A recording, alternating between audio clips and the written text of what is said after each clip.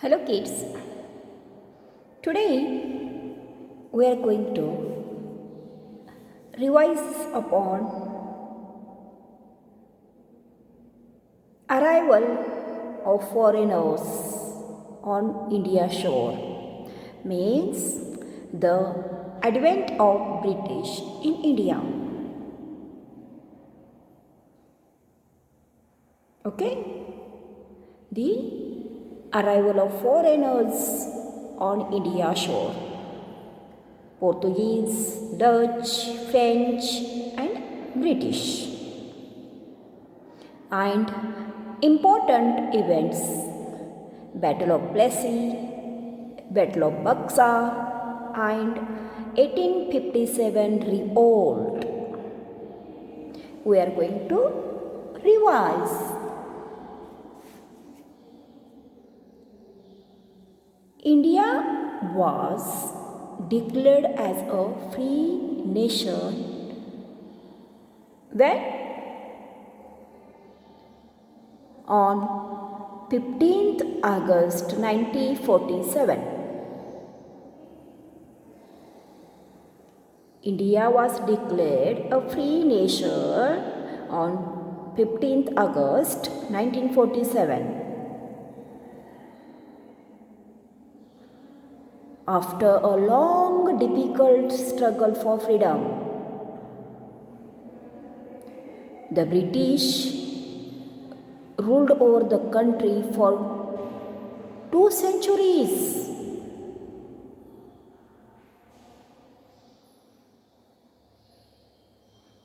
Now we are going to revise, because we already learned this one.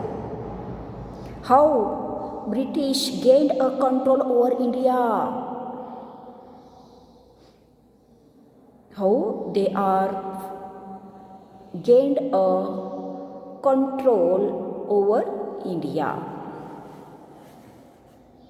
Since ancient time, India was known all over the world for its textile, perfume, spices, art and crafts.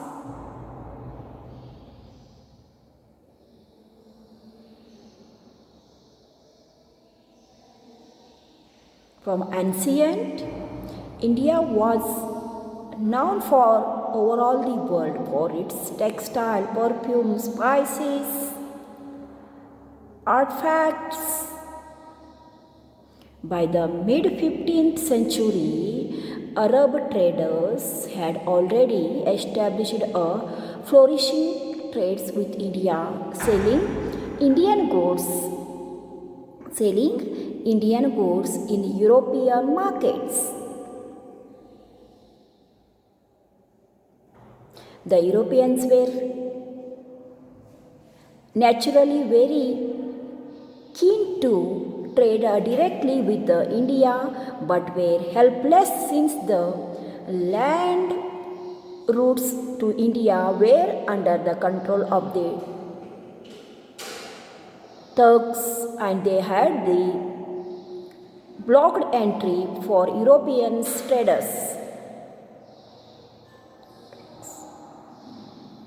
The Europeans thus turned towards the sea as the possible means to reach India shore. The Europeans were naturally very keen to trade directly with India,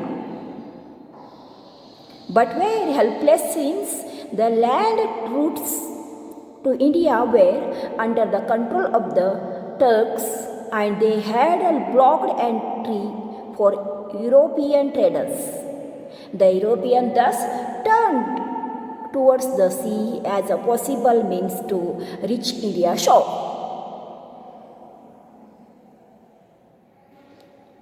Okay, now see Vasco da Gama. Portuguese explorer Vasco da Gama. In 1498, Vasco da Gama, a Portuguese sailor, reached the port of Calicut on the western coast of India.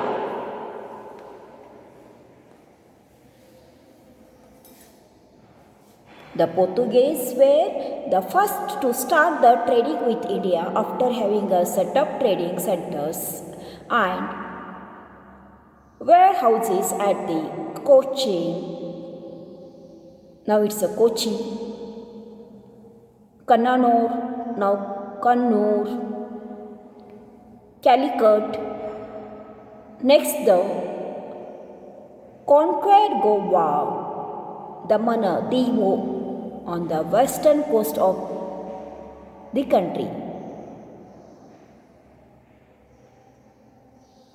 Do you know spices were particularly in demand in Europe markets since they enhance the taste of meat and also help to preserve it. The flourishing trade of the Portuguese attract the first the Dutch, followed by the British and then the French merchants. However, it was the British who were successfully in establishing a strong base in India with their trading companies. The English East India Company. How they are established? Look, the English East India Company was set up in the year 1600 with the consent of Queen Elizabeth. The Queen of England. Elizabeth was the Queen of England. East India Company was set up in the year 1600 with the consent of Queen Elizabeth, the Queen of England. They even acquired permission to trade in India and set up the trading centers in Calcutta, Madras, Mumbai from the Mughal Emperor Jahangir. Soon, the company set up its first factory at the Surat for storing goods and commodities such as cotton, silk, indigo, dye, salt, tea, opium. These marked the beginning of the presence in India. Understood now how they are set up there? East India Company in India. By the next century, the British were well on their way to slowly and steadily establish their rules in India. Now see, Battle of Plassey. The East India Company started maintaining an army in Bengal. The East India Company started maintaining an army in Bengal on the pretext of protecting its trade operations there. The British merchants fortified their factories in Kolkata. The British merchants fortified their factories in Calcutta with seeking permissions from the Nawab of Bengal, Siraj ud Dawla. The Nawab of Bengal, Siraj ud Dawla. This angered the Nawab, who demanded its removal, which the British refused.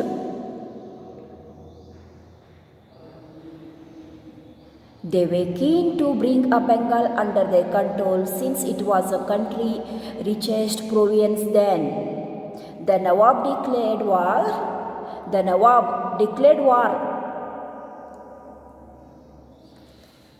Nawab, Siraj ud Dawla, Nawab Bengal. This angered the Nawab, who demanded its removal, which British refused. They were keen to bring Bengal under their control, since it was the country's richest province then. The Nawab declared war against the British but was crushed in the battle. One of the major reasons for this was Mir Jafar, the Nawab's general, who joined hands with Robert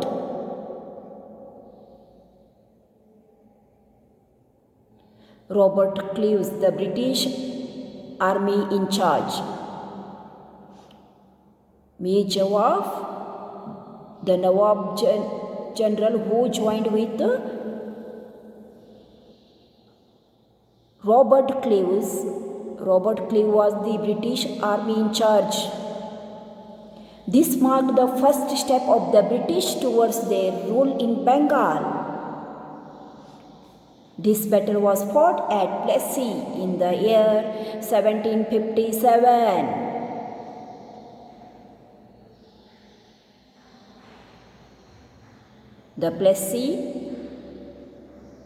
The battle fought at Plassey in 1757. Okay. Now next see Battle of Buxar. Battle of Buxar. After the Battle of Plassey, the British established their dominance over Bengal. Here they acquired cheap laborers, exploited the farmers by forcing them to grow cash crops such as cotton, indigo at cheap rates, thus earning the huge profit. This made it very difficult for the farmers and them left them struggling even for their survival. In order to put an end to these poverty operations of the people, Mir calls him and the Nawab of Bengal, Sujauddaulah, the Nawab of the Awadh, and the Mughal king Shah Alam II formed a coalition and waged a battle against the British. This was called the Battle of Buxar. This Battle of Buxar was fought in 1764. And the Battle of Plassey was fought in 1757. And the Battle of Buxar 1764. The British won this battle too, thus bringing the Bengal finally under their control. Understood, na kids, how the Battle of Buxar, Battle of Plassey fought? Okay. Next one is Doctrine of Lapse.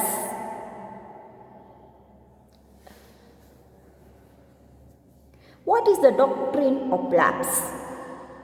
The victory of British in the Battle of Buxar laid down the building bricks of their rule in India. The victory of the British in the Battle of Buxar laid down the building bricks of their rule in India. They wanted to extend their territories across the length, breadth of the country, and thus started using the policies to twist the India rulers into surrendering their respective kingdoms. One such policy was the Doctrine of Lapse. According to this doctrine of lapse, if an Indian king of a British protected territory died with a natural heir, his kingdom would automatically be taken over by the East India Company. This time, the British acquired the state of Jhansi, Jaipur, Udaipur, Satara, Nagpur by way of the doctrine of lapse. Now next is revolt of 1857. The Battle of Plassey, when it was fought, 1757. The Battle of Buxar, it was fought in 1764. Now revolt of 1857.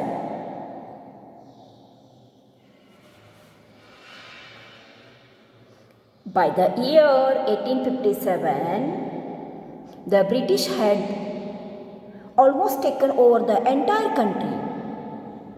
The chiffoning of the wealth, uprooting of the native industries by the British caused the unrest among the people, while policies like the doctrine of lapse angered the helpless Indian rulers due to the unfair annexation of their kingdoms.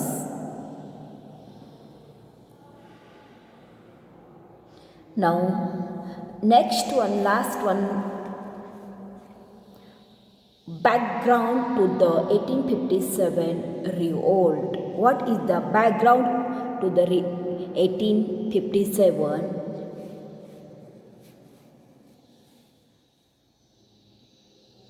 Like the rest of India, the Sepoy means Indian soldiers in the British army too were unhappy with the British rule.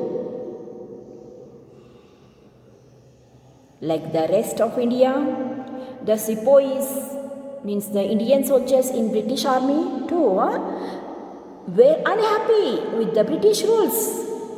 This eventually led to the uprising in 1857, widely known as the Revolt of 1857. Thus, or the Sepoy Mutiny. Indian soldiers in the British army too. They were unhappy with the British rules.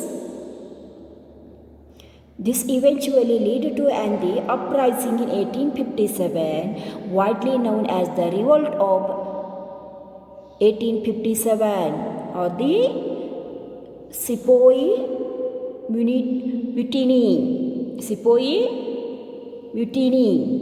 The soldiers were made to use a special type of the cartridge which had to be beaten off before use. It was believed that the cover of the cartridge was graced with the fat of cows, pigs. This angered the Hindus, Muslims, since their religions did not permit the Hindus to eat the beef and the Muslim to eat the pork. The soldiers in the Meerut revolted against the British on May 9th, 1857 by refusing to use these cartridge. The main centers of the 1857 revolt were Delhi, Meerut, Kanpur, Lucknow, Fizabad, Bareilly, Jhansi, Gwalior, and Araha in Bihar. Indian rulers such as Rani Lakshmibai of Jhansi, Nana Sahib Tatya Tope, Kanwar Singh also joined in this one, where in revolt of 1857.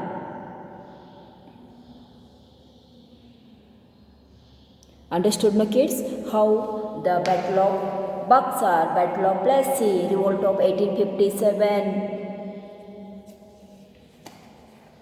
over this one in India, how they have fought.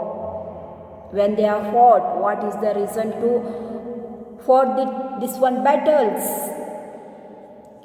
So today's your homework is you read the lesson and remove the small points. Write a note on that one, Battle of Buxar, Plassey. Okay. Now see what is the effect of Revolt of 1857. Right? Read that one. Write note effects of Revolt of 1857. When you will read this one paragraphs, pages, you will get the answers. The major effect of the 1857 revolt was the rise of the feeling of nationalism in India. It united the people across the length and the breadth of country. Though the Indian rulers were badly defeated, the 1857 revolt was turning a point in the entire history of India's freedom struggle. Understood now what is the effect of the revolt of 1857? As for the administration of the country, the rule of the East India Company ended and was replaced by the rule of the British government. Queen Victoria was declared the Empress of India and was to govern India through her viceroys. The doctrine of lapsus was abolished. The revolt of 1857 paved the way for the future struggle for freedom in India. These are the effects of revolt 1857. The revolt of 1857 is known as the First War of Independence. The revolt of 1857 is known as the First War of Independence.